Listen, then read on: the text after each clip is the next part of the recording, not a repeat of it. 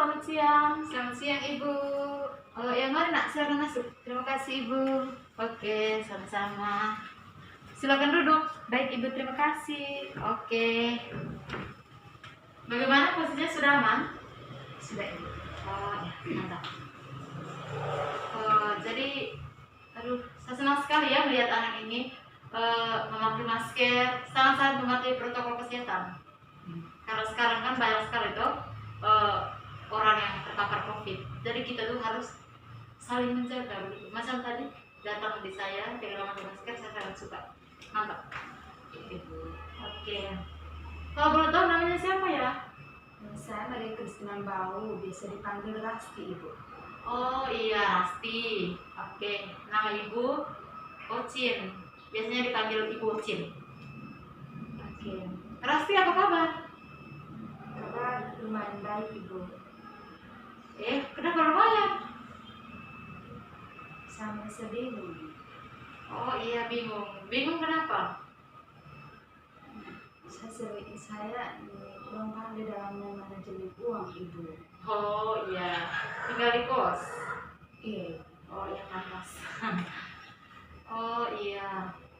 Jadi datang ke sini untuk meminta saran dari Ibu begitu? Iya. Oh oke. Tapi sebelumnya kita buat konsekuensi waktu dulu ya nak. 1 jam ke depan ya nak, kita bertukar pikiran, berbicara begitu. Bisa? Bisa Ibu. Oke, mantap. Silakan Rasti ceritakan masalah yang dialami Rasti sekarang. Tapi sebelumnya ini saya minta pada Ibu untuk menasihatkan masalah ini. Oh iya, aman. Bisa. Saya kan seorang guru BK, jadi saya akan menjaga rahasia dari siapa saja yang datang menceritakan masalahnya di saya. Jadi untuk Rasti aman saja. Oke. Ya. Jadi begini Ibu. Oke. Saya kendala Ibu dalam memenuhi kebutuhan hidup saya sehari-hari di kos. Saya tidak bisa membedakan mana yang menjadi keinginan saya dan juga mana yang menjadi kebutuhan saya. Oh iya. Sebenarnya itu tuh masalah yang bukan menjadi hal yang tabu lagi ya, apalagi tinggal di kos. Ibu juga pernah mengalami masalah seperti itu waktu Ibu masih kuliah kan, tinggal di kos. Jadi untuk memanajemen uang itu sangat susah sekali, susah sekali. Oh iya. Jadi kalau boleh tahu, orang tua Rasti itu 1 bulan itu mengirimkan uang itu berapa kali? 1 kali Ibu. Oh iya, 1 kali. Sebenarnya bagus juga mengirimkan uang 1 kali itu. Orang tua punya maksud itu karena Rasti untuk mandiri begitu, supaya 1 kali kirim itu, saya harus pergunakan uang ini begini supaya nanti tidak habis sebelum waktunya. Oke. Jadi di sini menurut Rasti, solusi dari Rasti untuk memecahkan masalah ini itu seperti apa? Saya minta Ibu, makanya saya akan minta solusi dari Ibu saran. Oh iya, oke. Terima kasih ya sudah mempercayakan saya memberikan saran kepada Rasti. Begini, Rasti kan sekarang tinggal di kos. Jadi menurut Ibu, usahakan Rasti itu harus bisa membedakan mana yang namanya kebutuhan dan mana yang namanya keinginan. Rasti paham? Keinginan Rasti itu seperti apa contohnya? Keinginan saya itu seperti beli jajan gitu Ibu. Terus beli pepaya yang tren-tren gitu. Iya, yang tren-tren itu lagi ya, tren terus gitu, Ibu. Terus dan perhiasan gitu Ibu. Kalau keinginan Rasti, bukan kebutuhan Rasti. Kalau kebutuhan saya itu seperti beras, terus rinso sabun itu, ya kebutuhan dalam kos.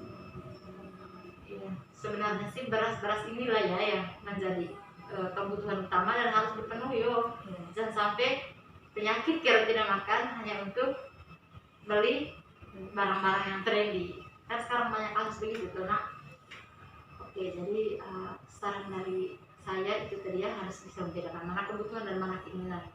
Misalkan kan begini, baju itu kan baju itu jangan terlalu gini ikut yang tren-tren. Kan misalnya baju terasa sudah ada baju di badan, baju sudah pas untuk pergi kemana-mana. Jadi menurut Ibu itu bukan menjadi persoalan sih untuk beli baju baru lagi. Itu sebenarnya tidak perlu. untuk perhiasan itu Rasti kan statusnya mahasiswa tuh, jadi menurut ibu perhiasan itu tidak terlalu penting. Yang penting itu bagaimana Rasti belajar begitu.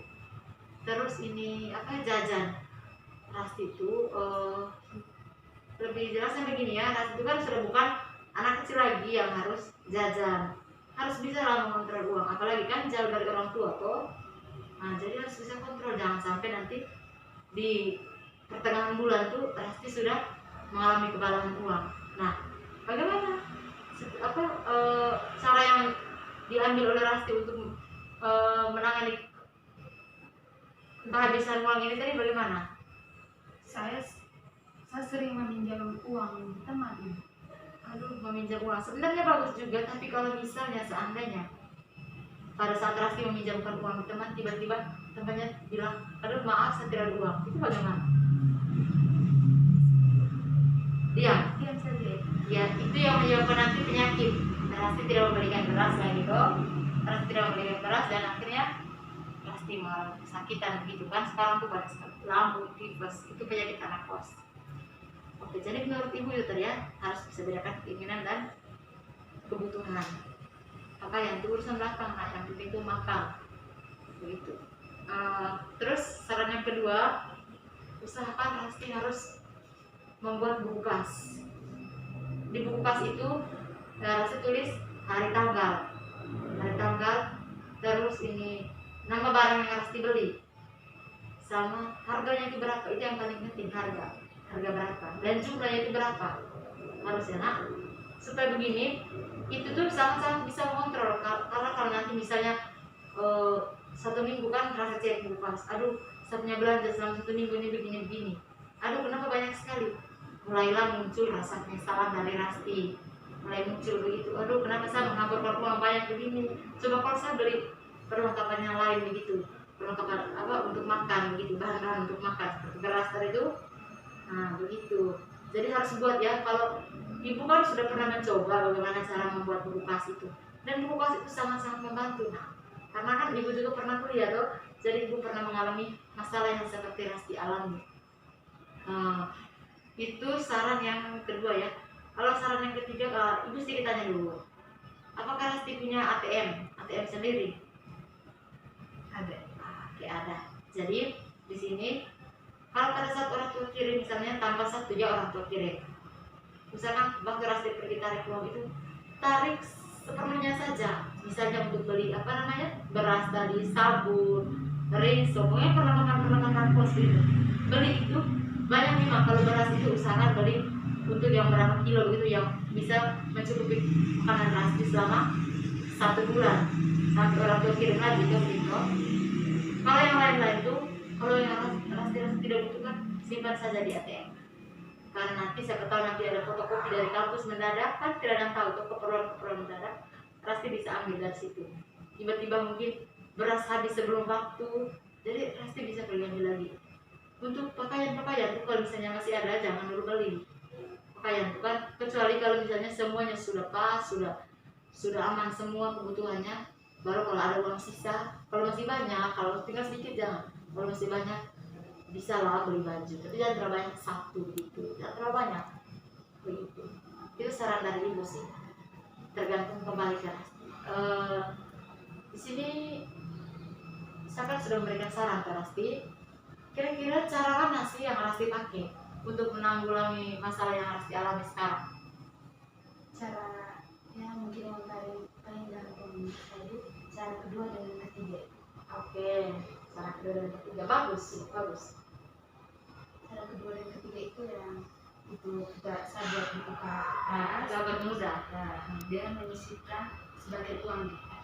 Iya, itu mantap sih sebenarnya. Ya, karena buat buka itu sangat-sangat gampang.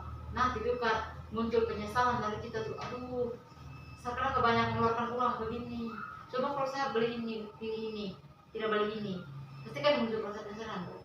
Kalau buat berbuka secara terus-menerus, maka itu akan menjadi kebiasaan, dan itu perilaku hebat itu akan muncul dengan sendirinya nanti begitu.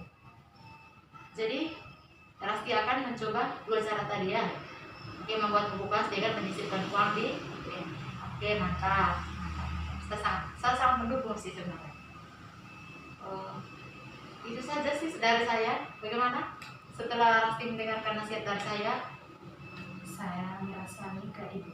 ya lega karena Saya bisa membuat ini, mendapatkan jalan keluar ya. jalan keluar. Bagus.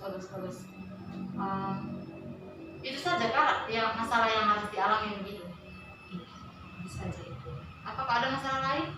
Tidak ada. Tidak ada lagi. Oke. Jadi waktunya juga sudah pas ya, sudah mau 1 jam lebih. Jadi menurut Ibu kita akhiri saja ya pertemuan kali ini. Iya Ibu. Nanti kalau Rasti sudah mencoba cara ini, kalau misalnya ada perubahan bagus, kalau misalnya belum ada perubahan jadi Rasti bisa datang lagi. Ibu siap mendengarkan.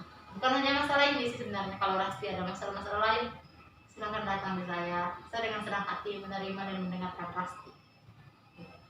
Iya. Oke Ibu, terima kasih Ibu. Iya, sama-sama nak.